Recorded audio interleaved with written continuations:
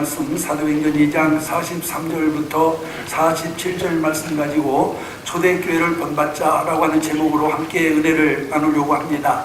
오늘은 여러분들이 잘 아시는 것처럼 우리 교회가 하나님의 뜻과 섭리를 따라 이 땅에 세워진 지 42주년 되는 해입니다. 여러분 또한 옛말에 10년이면 강산도 변한다라고 말씀했는데 우리 교회가 이 땅에 세워서 강산이 변화되는 것을 4번을 경험하고도 또한 남을 만큼 여러분 오늘 우리가 그만큼 많은 연륜을 쌓았습니다. 여러분 정말 성도 한 사람 없이 시작한 우리 교회가 오늘처럼 이렇게 하나님께 영광 돌리는 성숙한 교회로 성장하게 된 것은 모두가 다 하나님의 은혜일 뿐만 아니라 여러분들의 눈물 어린 기도와 하나님께 대한 충성심의 결과라고 저는 생각을 합니다. 사실 교회가 오늘까지 이르기까지 수많은 어려움도 많이 있었습니다만은 그럴 때마다 우리 사랑하는 모든 성도들이 일심으로 마음을 같이해서 눈물로 기도하며 하나님의 은혜를 구한 결과 오늘 이와 같은 영광스러운 날을 맞이하게 된 줄로 믿습니다.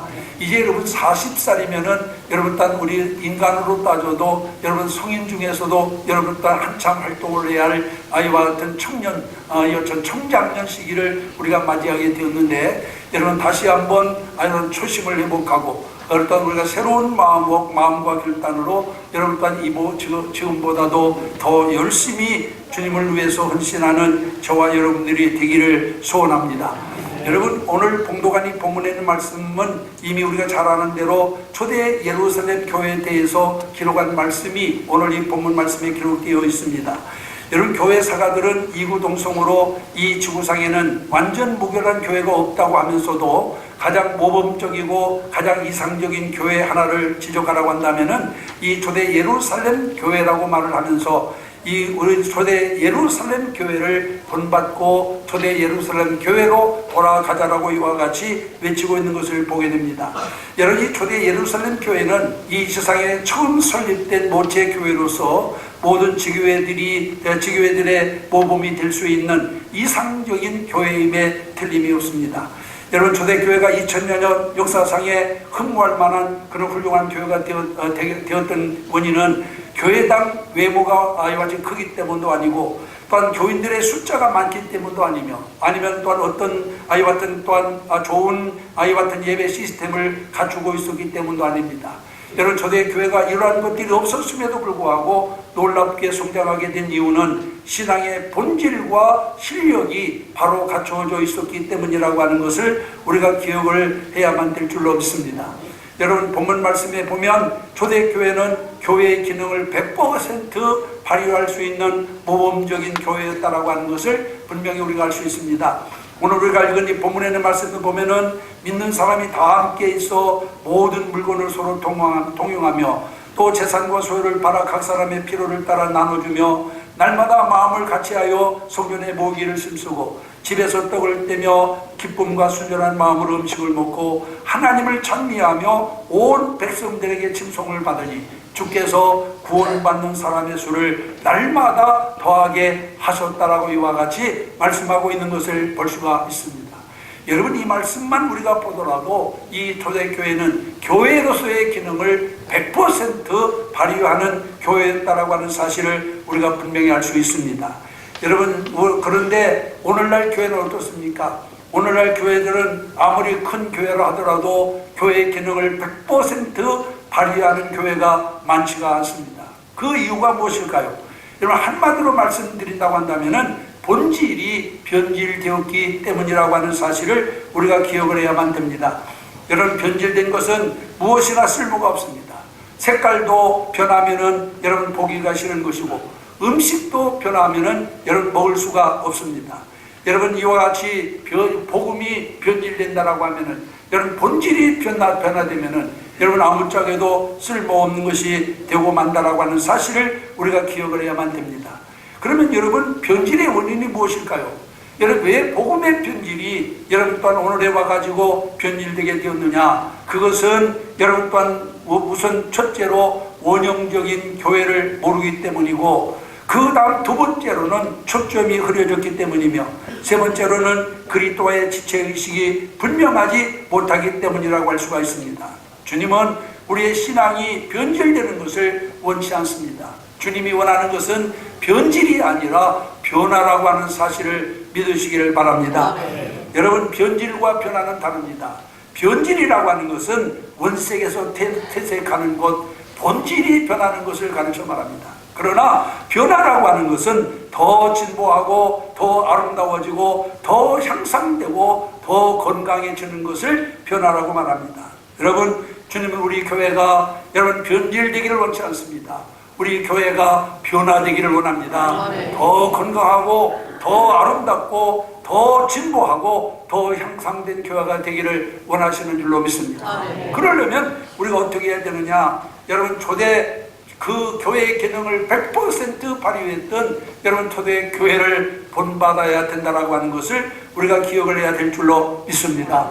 그러면 여러분, 우리가 본받아야 될 초대 교회의 원형 모습은 어떤 것이었느냐? 여러분, 여러 가지가 있습니다만은 오늘 저는 시간상 3가지만 말씀을 드리려고 합니다. 첫째는 이 초대 예루살렘 교회는 불같이 뜨거운 열정을 가지고 있는 교회였습니다.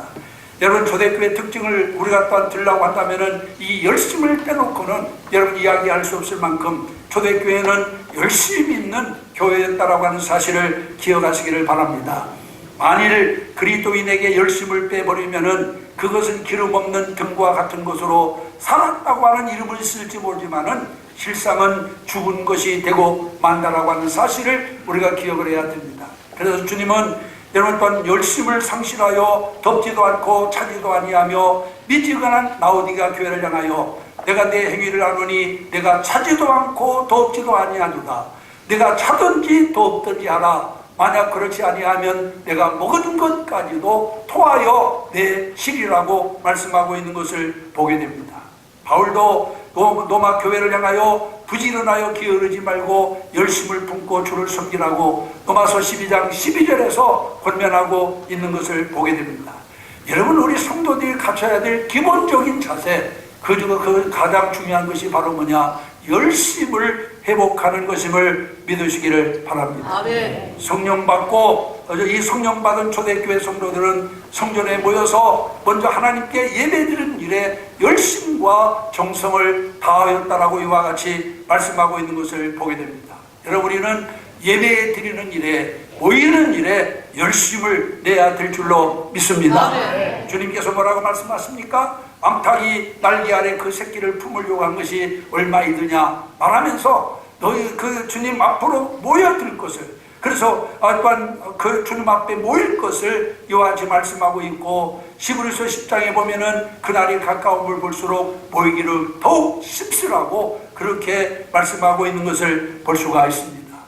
여러분, 교회가 성장하기 위해서는 또 교회가 부흥하기 위해서는 여러분 열심히 있어야 됩니다. 무슨 열심? 예배 드리기 위해서 모이는 열심이 있어야 될 줄로 믿습니다. 아멘. 19세기 프랑스의 신학자였던 페니는 기독교를 흥황하게 하는 요인은 모이는 데 있다라고 이와 같이 말을 하고 있습니다.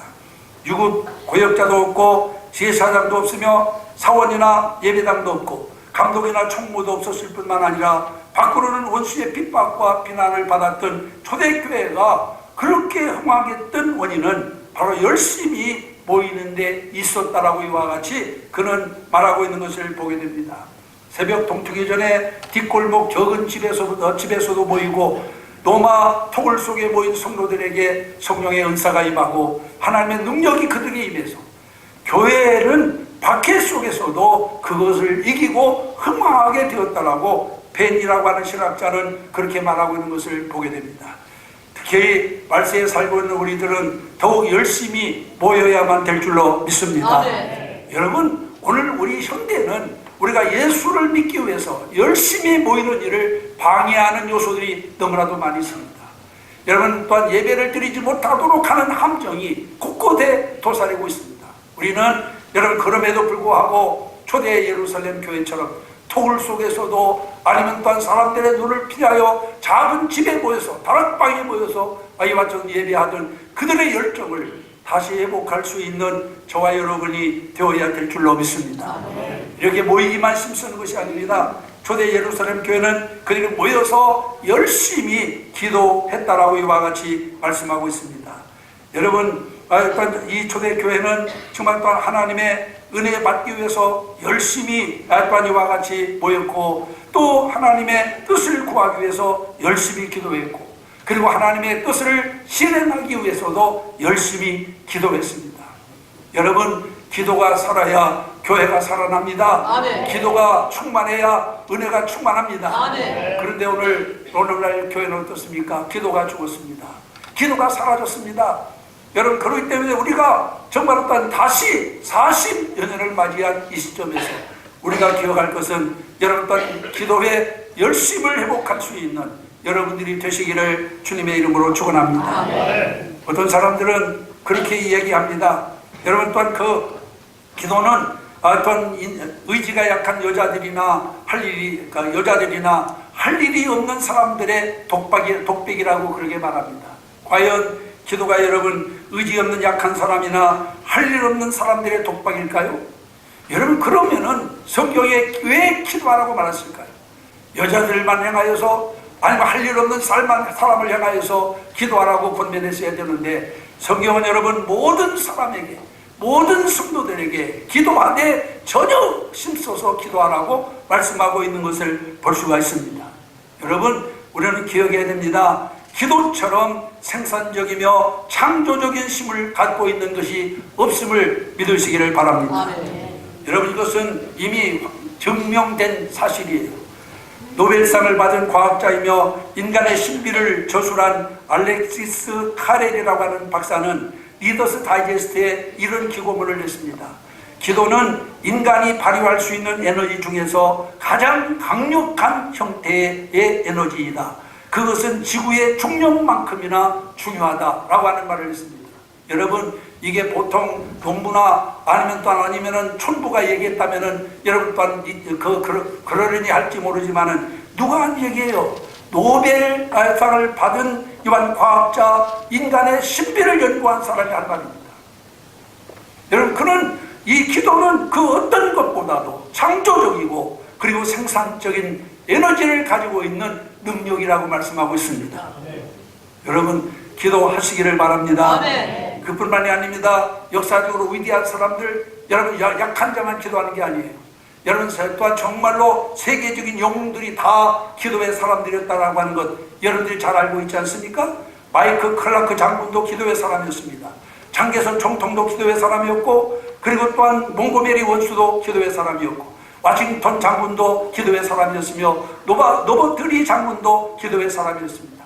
에이브람 링컨도 기도의 사람이었습니다. 그들이 여러분 우리보다 연약한 자일까요? 여러분, 약한 자이기 때문에 그들이 기도했습니까? 우리가 잘 아는 대로 마이크 클라크 장군은 전쟁 중에도 매일 성경을 읽고 하나님 앞에 기도하는 일을 쉬지 않았고, 에이브람 링컨도 남북전쟁을 하면서 여러분 자기 천막에 하얀 손수건을 걸어놓고, 이 하얀 손수건이 걸려있는 것은 내가 기도 중이니 기도를 절대로 방해하지 말아라 하는 그런 표식으로 걸어놓고 전쟁 중에도 여러분 하나님 앞에 기도를 드렸습니다. 그분들이 여러분 또한 약한 자이기 때문에 하나님께 기도했을까요? 여러분, 기도는 앞서도 말씀드리지만은 생산적이며 창조적인 에너지를 가지고 있는 능력임을 믿으시기를 바랍니다. 그것뿐만이 아닙니다. 최고의 과학자라고 할 수 있는 우주 과학자들도 기도의 힘을 믿었습니다. 우리가 보면은 본 브라운 박사는 미 나사 마샬 우주센터의 소장이며 우주 개발의 제1인자였습니다. 1969년 7월 16일 오후 10시 32분 아폴로 11호를 발사하기에 앞서서 그는 거기에 있는 모든 사람들에게 이렇게 말합니다. 우리 인간이 할 수 있는 일은 최선을 다했습니다. 이제 앞으로 우리가 할 수 있는 일이 있다라고 한다면은 하나님께 기도하는 일뿐입니다. 할렐루야. 아멘. 여러분, 우리가 할 일을 다 했다고 해서 끝나는 게 아니에요. 이제 하나님이 일할 수 있도록 우리는 기도해야만 될 줄로 믿습니다. 아멘. 여러분, 성경에 나오는 의인들도 한결같이 다 기도의 사람들이었음을 믿으시기 바랍니다. 믿음의 조상 아브라함도 기도의 사람이었습니다. 모세도 기도의 사람이었습니다. 다윗도 기도의 사람이었습니다. 여러분, 성경에 나오는 모든 의인들은 여러분 기도의 사람이었어요. 어려운 문제가 그들 앞에 닥칠 때마다 그들이 한 일이 뭡니까? 무릎을 꿇는 일이었습니다. 기도하는 일이었습니다. 홍해를 만났을 때 모세는 기도했습니다. 여러분 또한 마라의 쓴물을 만났을 때 기도했습니다. 물이 없어 백성들이 죽어갈 때 기도했습니다. 그때마다 하나님은 그 기도를 응답해 주셨음을 믿으시기를 바랍니다. 기도는 위대한 창조력과 그리고 효율성을 가지고 있음을 믿으시기를 바랍니다.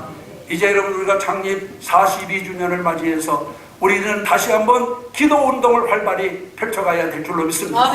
우리 교회에 기도하는 사람들이 끊어지지 않아야 됩니다. 낮이나 밤이나 새벽이나 성도들이 몰려와서 정말로 하나님 앞에 눈물로 기도하며 부르짖어 기도하는 역사가 일어나면 우리 교회는 엄청난 부흥을 이루리라고 저는 믿습니다. 이제 다시 한번 우리는 약간 모여 기도하는 운동을 일으켜서 하나님의 역사를 이루어가는 저와 여러분들이 되기를 소원합니다. 그 다음에 두 번째로 초대 예루살렘 교회는 말씀 중심의 교회였습니다. 여러분, 그들은 이 초대 교회 성도들은 성경을 깊이 상고하였으며 사도의 가르침을 받아 말씀에 순종하였다라고 이와 같이 말씀하고 있습니다. 따라서 이 초대교회로 돌아가자라고 하는 것은, 초대교회를 본받자라고 하는 것은 여러분 한마디로 말하면 말씀과 일치하는 삶을 살자라고 하는 외침임을 우리는 알아야 됩니다. 왜냐? 여러분, 하나님의 말씀은 우리 신앙의 원동력이 되기 때문에 그렇습니다. 하나님의 말씀을 통해서 역사가 일어납니다. 하나님의 말씀을 통해서 기적이 나타납니다. 하나님의 말씀을 통해서 병든 자가 고침받습니다. 하나님의 말씀을 통해서 가난한 자가 부유해집니다. 그렇기 때문에 여러분 우리는 하나님의 말씀 운동이 일어나야 됩니다. 초대교회 성도들은 바로 이 말씀을 읽고 듣고 그리고 믿어 그대로 행했습니다. 그렇기 때문에 그들의 생활 속에서는 날마다 놀라운 역사가 일어났어요. 기적이 나타났습니다. 말씀이 있는 곳에 하나님의 역사가 나타납니다. 우리는 그저 여러분 하나님 주십시오 하면 다 줄 줄로 생각하지만은 말씀이 나타나면, 말씀이 지나가면 기적이 나타납니다. 이걸 우리가 기억해야 됩니다. 그런데 오늘날은 여러분, 현대는 경제 부흥으로 인해서 경제적인 풍요를 누리는 시대지만은 반면에 영적인 빈곤 시대임을 우리가 기억을 해야 될 줄 믿습니다. 성경에 보면은 말세는 양식이 없어서 주림이 아니며 물이 없어서 가람이 아니라 여호와의 말씀을 얻지 못하여 기근과 기가를 당한다고 말씀하고 있어요. 여러분, 비가 많이 내려 홍수가 났을 때 정작 먹을 물이 귀한 것처럼 여러분 오늘날 말씀이 흥망하여 정말로 많이 선포되고 있음에도 불구하고 정말로 그 말씀을 바르게 듣고 그 말씀을 실천하여 사는 사람이 없다고 하는 그런 말입니다. 이제 우리는 말씀 중심으로 돌아가야 될 줄로 믿습니다. 우리의 마음은 극도로 여러분 메말라 있습니다. 그런데도 불구하고 그것을 알지 못해요. 심령이 메마를 대로 메마르고 갈급할 대로 갈급해 있음에도 불구하고 오늘날 현대인들은 여러분 같이 기준을 다른 곳에 두기 때문에 말씀의 갈급함을 느끼지 못하고 말씀의 A와 같은 주림을 깨닫지 못하는 사람들이 너무나도 많이 있는 것을 볼 수가 있습니다. 이제 우리는 여러분 따위와 하나님의 말씀 중심으로 돌아가서 우리의 마음을 풍요롭게 하는 저와 여러분이 되어야 될 줄로 믿습니다. 초대 예루살렘 교회의 신앙은 여러분 단 말씀 중심의 신앙이었어요. 이제 우리 살아가는 모든 교회 성도들이 말씀 중심으로 돌아가야만 될 줄로 믿습니다. 하나님의 말씀을 그대로 믿고 행하는 운동이 일어나야 될 줄로 믿습니다. 요즘 여러분 하나님의 말씀이 얼마나 희귀해졌느냐. 의사의 말은 그대로 듣고 순종하면서도 하나님의 말씀은 실현하지 않아요. 이게 교인들입니다. 여러분, 성도들이. 여러분, 의사의 말이 여러분 또한 더 귀합니까? 하나님 말씀이 귀합니까? 우리는 의사의 말보다도 하나님의 말씀을 믿고 그 말씀을 그대로 믿고 따르는 성도들이 되어야만 될 줄로 믿습니다. 여러분, 말씀을 믿고 행할 때 하나님의 역사가 나타납니다. 우리가 성경에 보면은 오병 이어의 기적도 물이 포도주가 되는 가버나움 혼인집에서의 기적도 모두가 하나님의 말씀을 듣고 그대로 순종할 때 나타났어요. 한 마리의 고기도 잡지 못한 베드로가 자기와 친구의 뼈까지 가득가득 채우게 된 비결도 하나님의 말씀을 듣고 순종할 때 일어났습니다.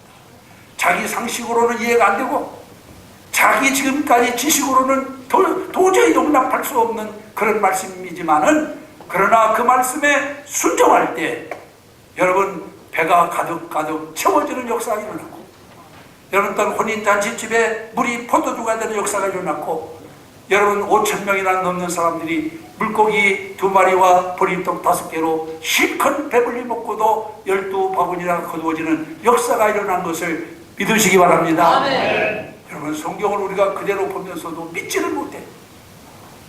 그렇기 때문에 이제 우리는 하나님의 말씀으로 돌아가야 됩니다. 주님이 말씀하셨기 때문에 베드로처럼 주여 선생님 우리가 밤이 맞도록 수고를 했지만은 한 마리의 고기도 잡지 못하겠나이다. 그러나 내가 당신의 말씀에 의지하여 그물을 내리리이다.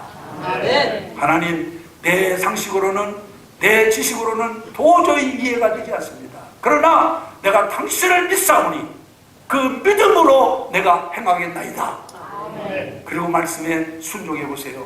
기적이 일어날 줄로 믿습니다. 아멘. 그런데 우리는 여러분 하나님의 말씀을 그냥 여러분 또한 교훈처럼 흘려보내고 전혀 그 말씀을 따라 살지 못하기 때문에 아무런 역사도 경험하지 못하고 있습니다.